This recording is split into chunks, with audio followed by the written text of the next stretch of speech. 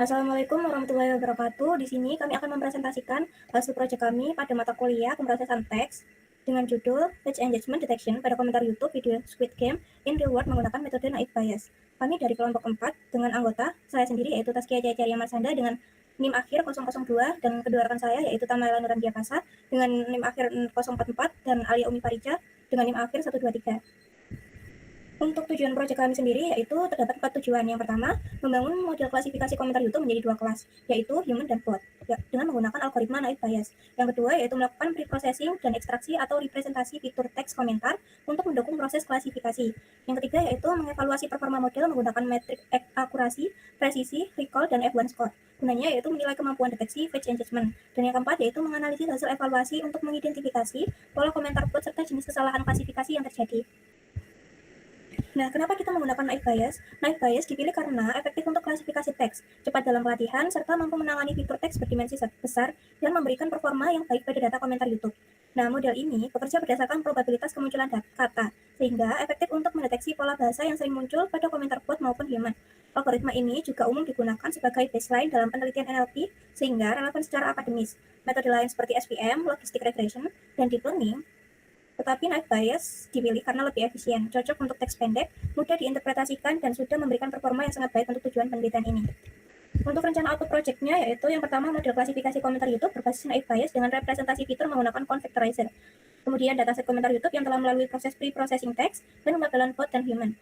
Kemudian hasil evaluasi performa model meliputi akurasi, precision, recall, F1 score, dan confusion matrix. Kemudian analisis kesalahan klasifikasi untuk mengidentifikasi pola komentar yang sering salah diprediksi. Kemudian visualisasi hasil analisis seperti distribusi label komentar dan confusion matrix. Dan yang terakhir yaitu laporan penelitian ilmiah sebagai dokumentasi lengkap, proses, dan hasil project.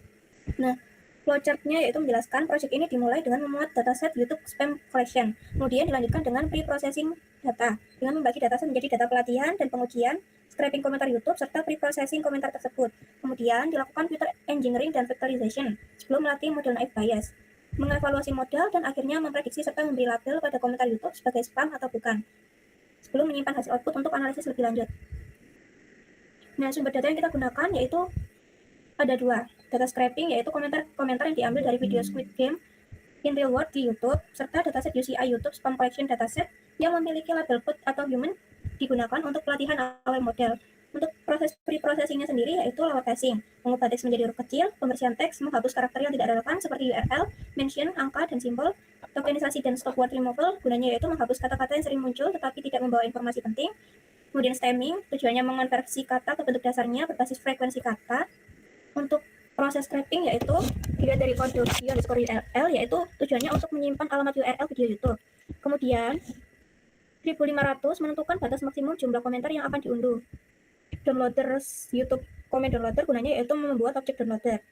Kemudian mengambil komentar dari URL YouTube dengan kode sort underscore by sama dengan sort underscore by underscore popular diambil dan diurutkan berdasarkan jumlah like. Kemudian langkah selanjutnya yaitu menyimpannya dalam bentuk daftar berisi informasi nama pengubah komentar, isi komentar, jumlah suara atau vote, dan waktu komentar diposting. Setelah itu dikonversi list menjadi data frame. Kemudian dilanjutkan menyimpan data ke file CSV. Selanjutnya akan dilanjutkan oleh rekan saya. Selanjutnya tahap preprocessing. Di sini kami memanggil daftar stopword dari NLTK. Kemudian kami membuat fungsi definisi dengan nama preprocess underscore text yang isinya fungsi melakukan cleaning seperti lower casing, cleaning noise, tokenizing, dan stopword removal serta stemming. Selanjutnya kami print hasilnya untuk melihat sekilas hasil preprocessing. Kemudian, kami melakukan load dataset untuk di-training dan juga di-testing. Kami mengambil dataset dari UCI Machine Learning Repository, kemudian kami mengambil fitur dan juga labelnya, dan menggabungkan fitur dan juga label menjadi satu data frame. Drop nah, ini fungsi untuk menghapus baris dan yang ada nilai kosongnya. Kemudian, kami memberikan fungsi print untuk menampilkan info jumlah data dan nama kolom yang dipakai. Dan juga kami menampilkan jumlah akhir datanya. Kemudian, kami melakukan train naive Bayes. Di sini, kami memisahkan data menjadi data train dan juga data test. Pada umumnya, data latih berisikan 80% dari jumlah data dan juga data uji berisi 20% dari jumlah data. Kemudian, kami melakukan vectorization untuk mengubah teks menjadi angka agar bisa diproses oleh model. Selanjutnya, kami melatih model klasifikasi menggunakan multinomial naive Bayes, dan kami melakukan evaluasi untuk menghasilkan prediksi dari data uji. Selanjutnya, kami melakukan labeling data scraping secara otomatis. Kami memberikan dan membuat fungsi label otomatis pada komentar baru dari hasil scraping. Kemudian, kami menerapkan fungsi labeling ini ke seluruh data scraping. Setiap komentar nantinya akan dibersihkan, kemudian diprediksi, dan disimpan dalam kolom label. Selanjutnya, hasil evaluasi model. Untuk akurasi modelnya, model Naive Bayes menghasilkan akurasi 91,79% pada data uji, menunjukkan bahwa model ini cukup efektif dalam mengklasifikasikan komentar antara human dan juga bot. Untuk confusion matrixnya, true positif berisikan komentar bot yang berhasil terdeteksi sebagai bot, false positif berisikan komentar human yang salah dikategorikan sebagai bot, true negatif berisikan komentar human yang terdeteksi dengan benar, dan juga false negatif berisikan komentar bot yang salah dikategorikan sebagai human. Pada slide ini ditampilkan hasil visualisasi evaluasi model Naive Bayes menggunakan data uji dari dataset uji. Confusion matrix menunjukkan bahwa model mampu mengklasifikasikan sebagian besar komentar dengan benar, baik pada kelas human ataupun bot. Nah, kesalahan klasifikasinya relatif seimbang ditunjukkan oleh jumlah false positif dan false negatif yang tidak terlalu jauh berbeda.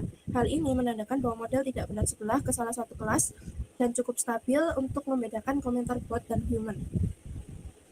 Kesalahan klasifikasi dan juga analisis selanjutnya yaitu false positif, di mana komentar human yang salah terdeteksi sebagai bot. Nah, di sini ada 13 pada confusion matrixnya sudah terpampang jelas, di mana beberapa komentar dengan bahasa alami sederhana yang digunakan manusia dapat disalahartikan sebagai komentar bot.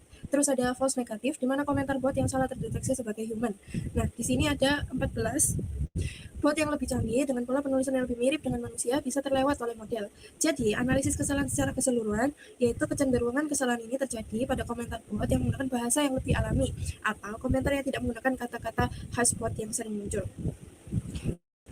Nah, selanjutnya pada slide ini ditunjukkan distribusi label pada dataset UCI, di mana jumlah komentar human sedikit lebih banyak dibandingkan bot. Meskipun terdapat ketidakseimbangan ringan, hasil evaluasi menunjukkan nilai precision, recall, dan F1 score yang relatif tinggi dan seimbang pada kedua kelas ini.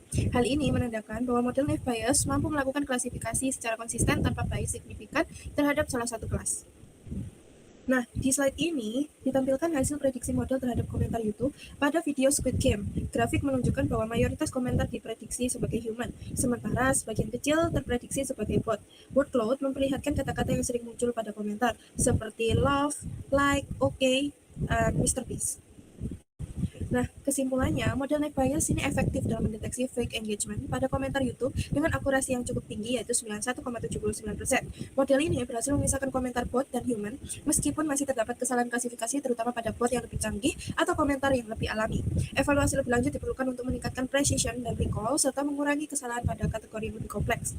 Jadi, saran dan pengembangan selanjutnya adalah yang pertama penggunaan TF-IDF atau deep learning untuk menangani komentar yang lebih kompleks. Yang kedua, pengembangan lebih lanjut dapat dilakukan untuk moderasi otomatis komentar di platform lain, contohnya seperti Instagram dan juga Twitter. Yang ketiga, penelitian ke depan juga bisa fokus pada deteksi bot lebih canggih yang menggunakan teknik deep learning. Sekian presentasi dari kelompok kami. Wassalamualaikum warahmatullahi wabarakatuh.